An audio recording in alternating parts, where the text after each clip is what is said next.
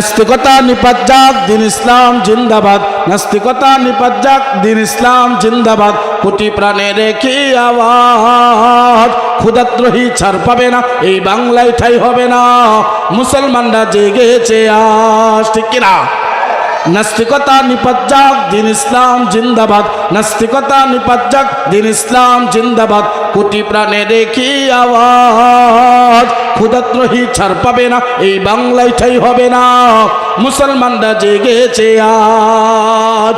ও জোর কদমে সামনে চলো, চলো চলো সামনে চলো, বজ্রকণ্ঠে আওয়াজ তোলো, সবাই মিলে একই তালে দাও না স্লোগান, নারায়ে তাকবীর, নারায়ে তাকবীর। দিন ইসলাম, দিন ইসলাম জিন্দাবাদ, জিন্দাবাদ।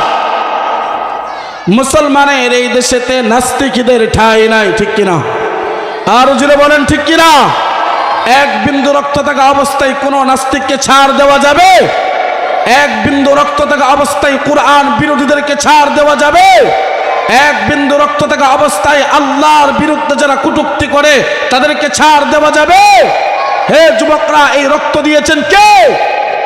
আর চিৎকার মেরে বলো না, কে দিয়েছে? এই আসমান কার? জমিন কার? আমি কার? আপনি কার? তা আল্লাহর, যেহেতু সব কিছুই আল্লাহর, আবার আল্লাহর নিয়ে কটূক্তি করবা, উম্মতে মুহাম্মাদীর শরীরের মধ্যে এক বিন্দু রক্ত থাকা অবস্থায় কখনোই সহ্য করবে না, ঠিক কিনা? এই দেশেতে থাকতে হলে কোরআন মানতে হবে, কোরআন না মানলে তারা বিতাড়িত হবে, ঠিক কিনা?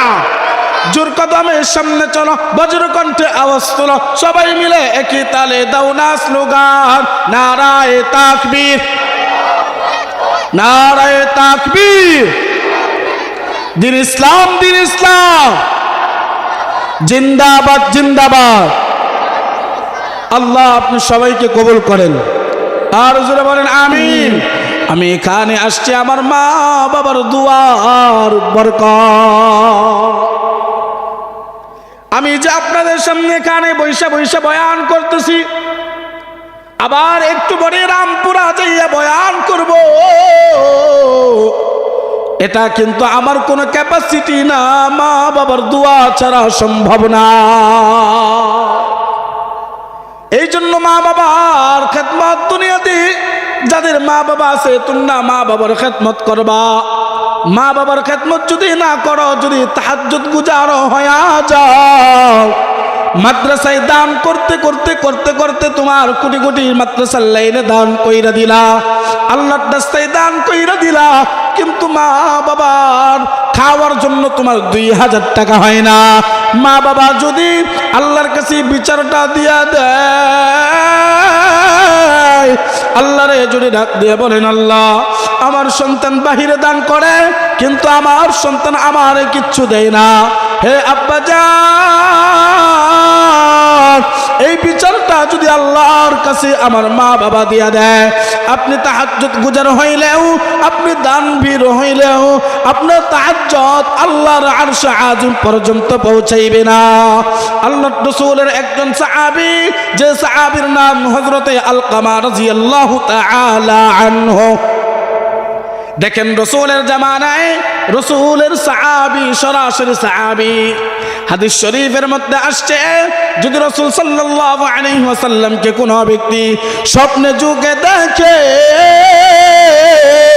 তার জন্য জাহান্নাম হারাম হয়ে যায়, জান্নাত ওয়াজিব হয়ে যায়। হযরতে আলকামা রাদিয়াল্লাহু তাআলা আনহু রসুল সাল্লাল্লাহু আলাইহি ওয়াসাল্লামকে সরাসরি দেখছেন, মানে সরাসরি সাহাবী। হযরতে আলকামা রাদিয়াল্লাহু তাআলা আনহু দুনিয়া থেকে চলে যাওয়ার সময় তার জবান দিয়ে কালিমা নসিব হচ্ছিল না। সাহাবায়ে কেরাম রাদিয়াল্লাহু তাআলা আলাইহিম আজমাইন আল্লাহর রাসূলের কাছে খবর পাঠাইলেন, ইয়া রাসূলুল্লাহ, আপনার সাহাবী হযরতে আলকামা রাদিয়াল্লাহু তাআলা আনহু মৃত্যু সজ্জায় অনেক কষ্ট করছে, আপনার সাহাবীর তো জবান দিয়ে কালিমা উচ্চারণ হচ্ছে না। আল্লাহ রাসূল সরকারে দো আলম নবী মুহাম্মদ আরবি সাল্লাল্লাহু আলাইহি ওয়াসাল্লাম আলকামার খবরটা শুইনা দুঃখ নিয়া আলকামার কাছে চলে আসলেন। আলকামাকে ডাক দিয়ে বলেন, আলকামা তুমি কি দুনিয়াতে থাকা অবস্থায় তুমি কি কোনো গুনাহ করছো নি? নামাজ তোমার কাজা গেছে নি? তুমি কি আমি যেমন তোমাকে সবক গুলা দিতাম, যেমন চলাফেরা করতাম তার বিপরীত চলছো নি? হযরত আলকামা রাদিয়াল্লাহু তাআলা আনহু ডাক দিয়া বলেন, না না হে সরকারে দো আলম নবী, আমি কোনদিন এক ওয়াক্ত নামাজও কাজা করি নাই। আলকামা রাদিয়াল্লাহু তাআলা আনহুর কথা শুনা আল্লাহর রাসূল সরকারে দো আলম নবী মুহাম্মদ আরবি সাল্লাল্লাহু আলাইহি ওয়াসাল্লাম আলকামাকে ডাক দিয়ে বলেন, আলকামা তোমার মা বাবা জীবিত আসেনি? আল্লাহু ইয়া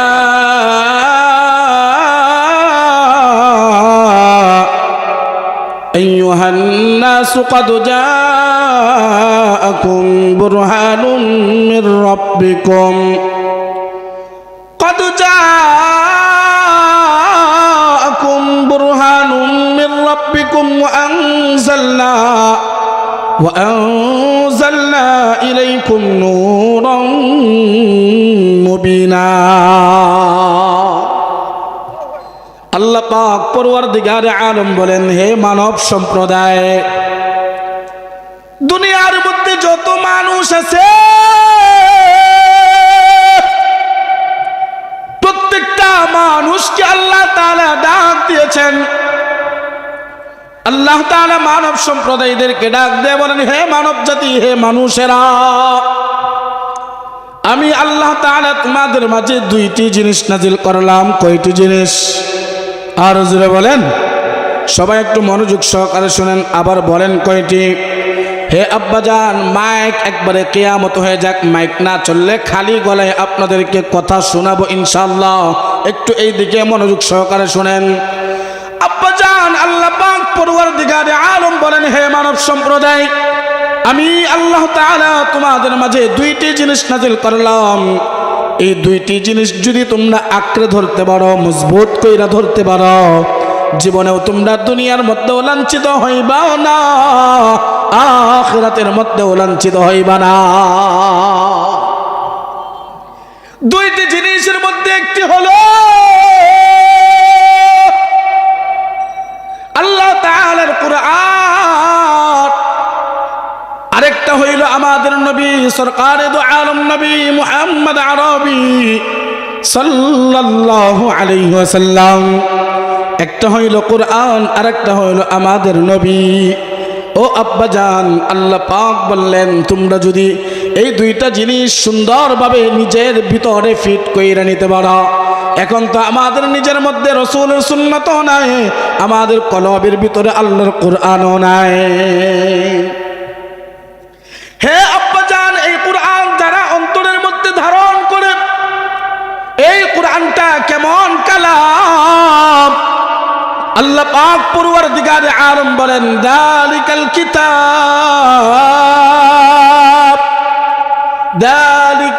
কিতাবু লা রাইবা ফীহি।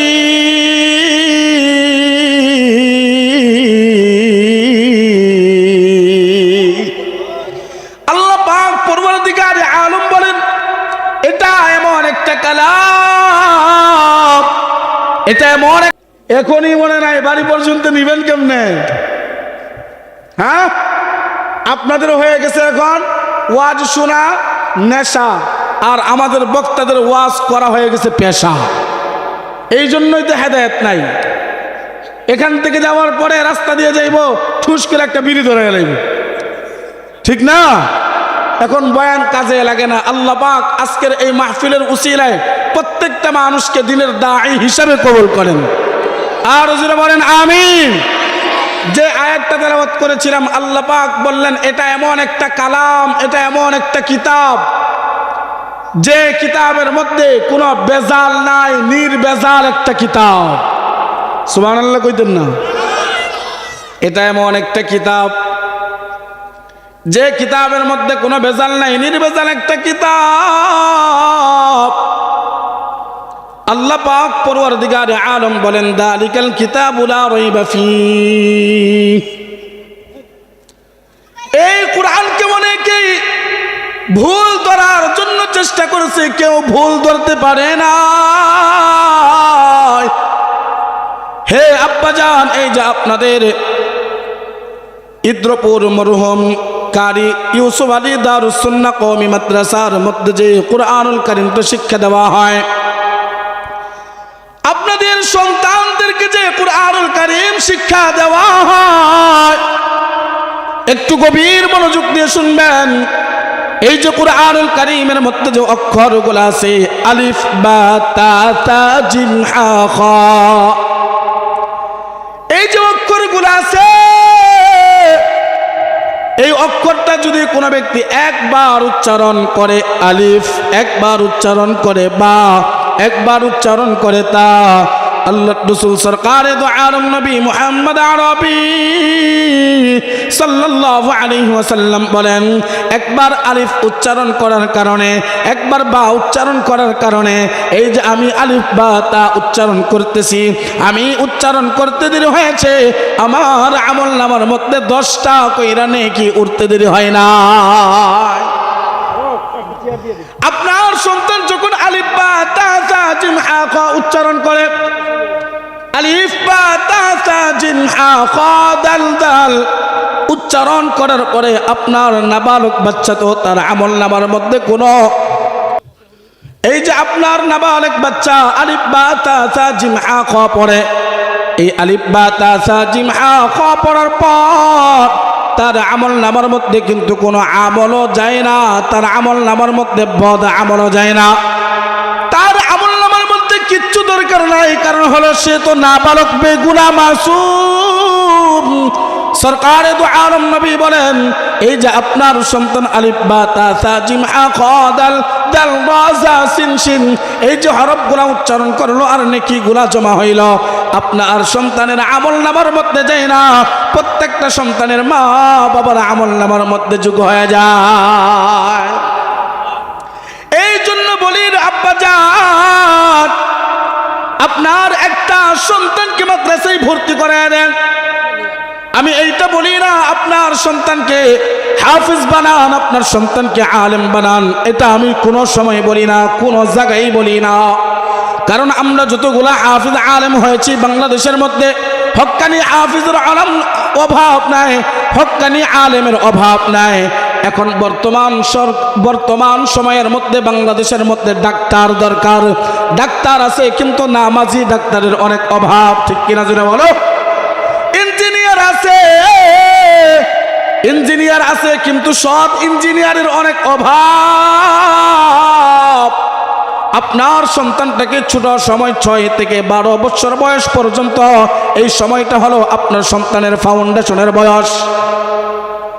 যখন একটা বিল্ডিং বানাইতে চান, 10 তালা 12 তালা বিল্ডিং যদি কেউ বানাইতে চায়, নিচের মধ্যে মজবুত করে রাখে ফাউন্ডেশন তৈরি করতে হয়। যদি ফাউন্ডেশনটা দুর্বল হয়, মানুষ কিন্তু এখানে ভয়ে থাকতে চাইবে না। কারণ কয়েকদিন আগে যে ভূমিকম্প হয়েছে, ফাউন্ডেশন যদি দুর্বল কোনো বিল্ডিং এর থাকতো, বিল্ডিং থাকতো না, ভেঙে চুরমার হয়ে যাইত। একটা মানুষ বিল্ডিং করতে গেলেও তার ফাউন্ডেশনটা মজবুত করে, তো দ্রুপ আপনার একটা সন্তানের 6 থেকে 12 বছর বয়স পর্যন্ত, এই সময়টা হলো ফাউন্ডেশনের বয়স। এই সময়টা যদি আপনার সন্তানকে কুরআনুল কারীম শিক্ষা দেন, আপনার সন্তানকে যদি কুরআনুল কারীম শিক্ষা দেওয়ার পরে তারপরে স্কুলে পাঠিয়ে দেন, আপনার সন্তানকে সহিহ শুদ্ধভাবে কুরআন শিক্ষা গ্রহণ করার পরে যদি স্কুলে পাঠান, আপনার সন্তান ডাক্তার হবে, ইঞ্জিনিয়ার হবে, জজ হবে, ব্যারিস্টার হবে। ওই ব্যক্তির দ্বারা, ওই সন্তানের দ্বারা কখনোই কুরআন বিরোধী কোনো আইন বাস্তবায়িত হবে না। কারণ হচ্ছে যার অন্তরের মধ্যে ছোট সময় কুরআনের মুহাব্বত ঢুকে গেছে, যার অন্তরের মধ্যে ছোট সময় কুরআনের মুহাব্বত ঢুকছে, ওই ব্যক্তির দ্বারা কখনোই কোরআনের বিরুদ্ধাচরণ হবে না। আপনার সন্তান ডাক্তার হবে, তার বিরুদ্ধে আমি না। तुम स्कूल में कॉलेज में पढ़ो कुछ नहीं नुकसान, तुम स्कूल में कॉलेज में पढ़ो कुछ नहीं नुकसान, इस्लाम की तमाम हुदूद जब कर फरमान, स्कूल में पढ़ कर जब कुरान भूल गया, कॉलेज में पढ़ कर जब कुरान छोड़ दिया, अफसोस आजाब ठिकाना है हाविया, अफसोस आजाब ठिकाना है हाविया। আল্লাহু আকবার। আপনার সন্তান ডাক্তার হবে এটার বিরোধী আমি না, আপনার সন্তান ইঞ্জিনিয়ার হবে এটার বিরুদ্ধাচরণ কখনোই করব না। আপনার মুসলমান সন্তান যখন একজন ডাক্তার হবে, ইঞ্জিনিয়ার হবে, জজ হবে, ব্যারিস্টার হবে, ওই বিধর্মীরা যখন আমার ডাক্তার ইঞ্জিনিয়ারের সামনে কথা বলবে আমি আর বিধর্মীরা ডাক দিয়ে বলবে কোনো মুসলমানের সহযোগিতা করব না, ওই সময় যেন আমার মুসলমান সন্তানরা ডাক দিয়ে বলতে পারে, হে ইহুদিরা, তোমাদের সহযোগিতা আমার দরকার নাই, আমি আমার মুসলমান ভাইয়ের জন্য আমি মুসলমান ভাই যথেষ্ট। ঠিক কিনা জোরে কর? এই জন্য আপনার সন্তানের কোরআনের তালিম দেওয়ার দরকার আছে না নাই? আর জোরে বলেন।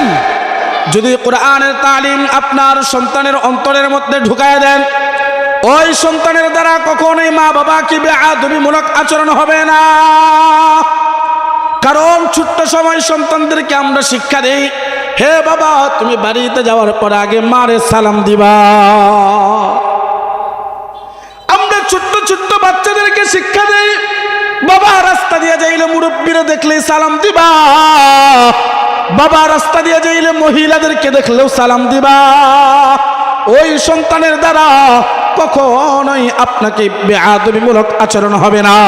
কিন্তু আপনার সন্তানের অন্তরের মধ্যে যদি দ্বীনের জ্ঞান না থাকে, দুনিয়ার জ্ঞান দিয়ে যদি ঢুকায়া দেন, ওই সন্তানগুলাই তো জানতে জানতে জানোয়ার হইয়া মা বাবাদেরকে বৃদ্ধাশ্রমের মধ্যে রাইখা আসে। আর যে সন্তানের অন্তরের মধ্যে আল্লাহর প্রেম আছে, যার অন্তরের মধ্যে রাসূলের মুহাব্বত আছে, ওই সন্তান কখনোই মা বাবার কষ্ট দিতে পারে না। কারণ আল্লাহ পাক যে বললেন, ওয়া কাদা রাব্বুকা আল্লা তা'বুদু ইল্লা ইয়্যাহু ওয়া বিল ওয়ালিদাইনি ইহসানা, ইম্মা ইয়াবলুগান্না ইনদাকাল কিবারা আহাদুহুমা আও কিলাহুমা ফালা তাকুল লাহুমা উফফিন ওয়া লা তানহারহুমা ওয়া কুল লাহুমা কাওলান কারীমা।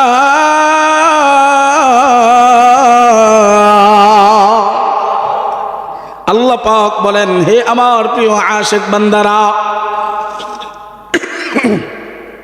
আমি তোমাদেরকে দুনিয়ার মধ্যে পাঠাইলাম। কি জন্য আমি দুনিয়ার মধ্যে তোমাদেরকে পাঠাইলাম? শুধু খানা দানা খাবার জন্য, ঘুমানোর জন্য আমি আল্লাহ তোমাদেরকে পাঠাই নাই। আমি তোমাদেরকে দুনিয়ার মধ্যে পাঠাইলাম, একটা দায়িত্ব দিয়েছি, যে দায়িত্ব হলো দৈনিক 5 ওয়াক্ত নামাজ হলো তোমাদের উপর ফরজ আইন বিধান। শুধু 5 ওয়াক্ত নামাজে তোমাদের উপর ফরজ আইন বিধান এমনটা না। রমজান মাস সামনে আসতেছে, 18 ফেব্রুয়ারি থেকে রমজানুল মুবারক শুরু। হে আব্বাজান, ওই রমজান মাসের মধ্যে রোজা রাখাও আমাদের জন্য ফরজ আইন বিধান। শুধু রমজানের রোজা রাখা ফরজ আইন বিধান এমনটা না, আপনার আমার পর্দা করাও কিন্তু ফরজ আইন বিধান। বর্তমান সময়ে তো হাজী সাহেবের ঘরের মধ্যেও তো পর্দা নাই। বর্তমান সময়ে তো কত মানুষ সামনে কাতারে নামাজ আদায় করে, কিন্তু তার মেয়েটা বেপরদা হইয়া লাল নীল জামা পইরা রাস্তায় ডেঙ্গার ডেঙ্গার চলাফেরা করে, আছে না নাই? আর যেরকম আছে না নাই? কিন্তু মসজিদের মধ্যে যাইয়া ইমাম সাহেবের ভুল ধরে, ইমাম সাহেবের ভুল ধরার অভাব নাই, কিন্তু তার সন্তান যে ঠিক নাই এইটা তো শরমে কাউকে বলতে পারে না। রাস্তা দিয়ে কত মেয়েরা বেপরদা হইয়া যায়। হে আব্বাজান, আপনার সন্তানের হিসাব হাসরের ময়দানে যদি আপনি না দেন, আপনার সন্তানের হিসাব আপনি যে পর্যন্ত হাসরের ময়দানের মধ্যে দিতে না পারবেন, ওই পর্যন্ত 1 ইঞ্চি পরিমাণ সামনে অগ্রসর হতে পারবেন না। আমি আব্দুস সালাম জিহাদিকে আল্লাহ তাআলা আপনার সন্তানের হিসাব নিবে না, কিন্তু আপনার সন্তানের হিসাব আপনি যে দুনিয়ার মধ্যে টাকার গরমে হজ করলেন, হাজী সাহেব হইলেন, কিন্তু আপনার স্ত্রী পর্দা করলো না, আপনার সন্তানও পর্দায় থাকলো না, আপনার সন্তান নামাজ পড়লো না, আপনি মুরব্বী হইয়া মানুষে কি বলবে সেই শরমে নামাজের মধ্যে যাইয়া হাজী সাহেব হয়ে গেলেন। হাসরের ময়দানে আল্লাহ যদি গ্রেফতার করে, ওই সময় কিন্তু আপনি ছাড় পাবেন না। বর্তমান সময়ে বেপরদা নাই, আর আর আওয়াজ দিয়ে বলো। রাস্তাঘাটে দেখলেই তো দেখা যায় পর্দার কি হালাত। যে কথাটা বলতেছিলাম, বেপরদা, আপনি আপনার মেয়েকে, আপনি আপনার ছেলেকে যদি পর্দার আদেশ না দেন, হাসরের ময়দানে আমাকেও জিজ্ঞাসা করবে না, আপনাদের মাদ্রাসার মুহতামিম সাহেবকেও জিজ্ঞাসা করবে না, আমার ভাই আনোয়ার সাহেবকেও জিজ্ঞাসা করবে না, আপনার সন্তানের জিজ্ঞাসা কিন্তু আপনাকেই করবে। আপনি যদি হিসাব না দিতে পারেন তাহলে কিন্তু ধরা খেয়ে যাবেন। এখন চিন্তা ভাবনা করেন, আপনার সন্তানকে সুসন্তান বানাবেন নাকি গাঞ্জাখুর বানাবেন, এটা আপনার সিদ্ধান্ত। আপনার সন্তানকে কি কুরআনুল কারীমের তালিম দিবেন নাকি আপনার সন্তানকে হাট্টিমা টিম শিখাবেন, এখন আপনার সিদ্ধান্ত। আল্লাহ পাক সকলকেই ইসলামের জন্য, কুরআনের জন্য কবুল করেন, সবাই বলেন আমিন। আল্লাহ পাক বলেন, তোমাদের নামাজ পড়া যেমন ফরজ, রোজা রাখাও তোমাদের জন্য তেমন ফরজ, পর্দায় থাকাও তোমাদের জন্য তেমন ফরজ। তোমার যদি নেশাব পরিমাণ মাল হয়ে যায়, তোমার কিন্তু যাকাত দেওয়াও তেমন ফরজ। এই যে ফরজে আইন বিধান আছে, এই ফরজে আইন বিধানের পর আরেকটা বিধান আছে ফরজে আইন, ওই বিধানটার নাম হলো মা বাবার খেদমত। আপনার সন্তানকে যদি কোরআনের তালিম না দেন, আপনার সন্তানকে যদি ছোট সময় এই বিষয়গুলা না বুঝান, আপনার সন্তান জানতে জানতে জানোয়ার হবে, কিন্তু মা বাবার খেদমত বুঝবে না। মা বাবার খেদমত এমন একটা জিনিস, মা বাবার দোয়া ছাড়া কেউ ভালো কিছু হতে পারে না। হে বাবারা, বড় বড় কোম্পানির মালিককে জিজ্ঞাসা করবা, তুমি এই পর্যন্ত কেমনে আসলা? ওই বড় কোম্পানির মালিক আপনার প্রশ্নের উত্তরে ডাক দেয়া বলবেন, আমি এখানে আসছি আমার মা বাবার দুয়ার বরকত। আমি যে আপনাদের সামনে এখানে বৈশা বয়ান করতেছি, আবার একটু পরে রামপুরা যাইয়া বয়ান করব, এটা কিন্তু আমার কোনো ক্যাপাসিটি না, মা বাবার দোয়া ছাড়া সম্ভব না। এই জন্য মা বাবার খেদমত দুনিয়াতে, যাদের মা বাবা আছে তোমরা মা বাবার খেদমত করবা। মা বাবার খেদমত যদি না করো, যদি তাহাজ্জুদ গুজার হয়ে যাও, মাদ্রাসায় দান করতে করতে করতে করতে তোমার কোটি কোটি মাদ্রাসার লাইনে দান কইরা দিলা, আল্লাহর রাস্তায় দান কইরা দিলা, কিন্তু মা বাবার খাওয়ার জন্য তোমার 2000 টাকা হয় না। মা বাবা যদি আল্লাহর কাছে বিচারটা দিয়া দেয়, আল্লাহরে যদি ডাক দিয়ে বলেন, আল্লাহ আমার সন্তান বাহিরে দান করে কিন্তু আমার সন্তান আমারে কিচ্ছু দেয় না, হে আব্বাজান, এই বিচারটা যদি আল্লাহর কাছে আমার মা বাবা দিয়া দেয়, আপনি তাহাজ্জুদ গুজার হইলেও, আপনি দানবীর হইলেও, আপনার তাহাজ্জুদ আল্লাহর আরশে আযম পর্যন্ত পৌঁছাইবে না। আল্লাহর রাসূলের একজন সাহাবী, যে সাহাবীর নাম হযরতে আলকামা রাদিয়াল্লাহু তাআলা আনহু। দেখেন রাসূলের জামানায় রাসূলের সাহাবী, সরাসরি সাহাবী। হাদিস শরীফের মধ্যে আসছে, যদি রাসূল সাল্লাল্লাহু আলাইহি ওয়াসাল্লামকে কোন ব্যক্তি স্বপ্নে যুগে দেখে, তার জন্য জাহান্নাম হারাম হয়ে যায়, জান্নাত ওয়াজিব হয়ে যায়। হযরতে আলকামা রাদিয়াল্লাহু তাআলা আনহু রাসূল সাল্লাল্লাহু আলাইহি ওয়াসাল্লামকে সরাসরি দেখছেন, মানে সরাসরি সাহাবী। হযরতে আলকামা রাদিয়াল্লাহু তাআলা আনহু দুনিয়া থেকে চলে যাওয়ার সময় তার জবান দিয়ে কালিমা নসিব হচ্ছিল না। সাহাবায়ে কেরাম রাদিয়াল্লাহু তাআলা আলাইহিম আজমাইন আল্লাহর রাসূলের কাছে খবর পাঠাইলেন, ইয়া রাসূলুল্লাহ, আপনার সাহাবী হযরতে আলকামা রাদিয়াল্লাহু তাআলা আনহু মৃত্যু সজ্জায় অনেক কষ্ট করছে, আপনার সাহাবীর তো জবান দিয়ে কালিমা উচ্চারণ হচ্ছে না। আল্লাহর রাসূল সরকারে দো আলম নবী মুহাম্মদ আরবি সাল্লাল্লাহু আলাইহি ওয়াসাল্লাম আলকামার খবরটা শুইনা দুঃখ নিয়া আলকামার কাছে চলে আসলেন। আলকামাকে ডাক দিয়ে বলেন, আলকামা, তুমি কি দুনিয়াতে থাকা অবস্থায় তুমি কি কোনো গুনাহ করছো নি? নামাজ তোমার কাজা গেছে নি? তুমি কি আমি যেমন তোমাকে সবক গুলা দিতাম, যেমন চলাফেরা করতাম, তার বিপরীত চলছো নি? হযরতে আলকামা রাদিয়াল্লাহু তাআলা আনহু ডাক দিয়া বলেন, না না, হে সরকারে দো আলম নবী, আমি কোনদিন এক ওয়াক্ত নামাজও কাজা করি নাই। আলকামা রাদিয়াল্লাহু তাআলা আনহুর কথা শুনা আল্লাহর রাসূল সরকারে দো আলম নবী মুহাম্মদ আরবি সাল্লাল্লাহু আলাইহি ওয়াসাল্লাম আলকামাকে ডাক দিয়ে বলেন, আলকামা, তোমার মা বাবা জীবিত আসেনি। আল্লাহু আকবার। আলকামা ডাক দিয়ে বলেন, সরকারে দো আলম নবী সাল্লাল্লাহু আলাইহি ওয়াসাল্লাম, হ্যাঁ হ্যাঁ।